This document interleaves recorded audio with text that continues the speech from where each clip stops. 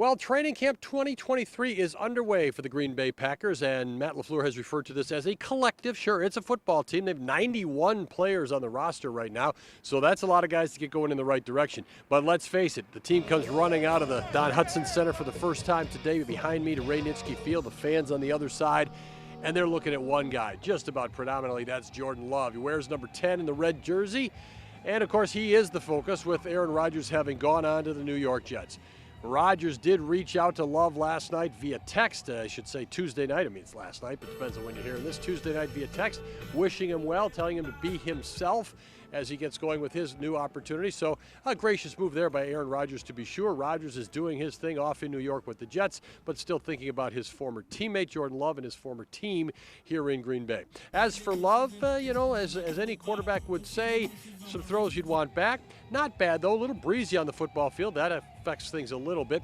I asked Love after the practice in the locker room if he grades himself play to play, practice to practice, or more big picture. He said you have to look at each practice. They'll go back, they'll look at the film, they'll make the corrections, but it really is more of a big picture philosophy for him. He's trying to progress over the course of training camp, be where the Packers want him to be going into the regular season and beyond.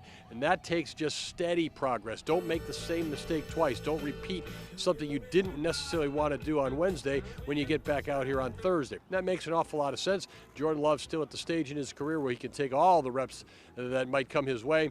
But you do have to balance a lack of overuse too, because you don't want him to take every single thing. Remember, Aaron Rodgers used to be on a kind of a pitch count even in training camp, and then he wouldn't play in the preseason games. So you do need to preserve Love's body. Nobody behind him in the quarterback group has even thrown an NFL pass. So there's a lot of pressure on having Jordan Love as number one once the regular season starts. So the Packers try to get him ready, but not overdo him.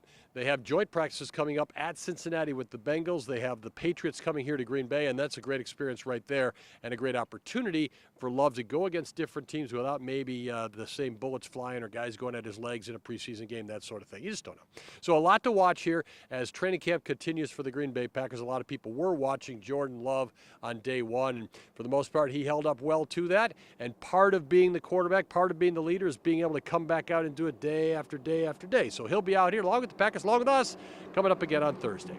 That's the story from Green Bay, day one of training camp here on Fox 6 and our various platforms.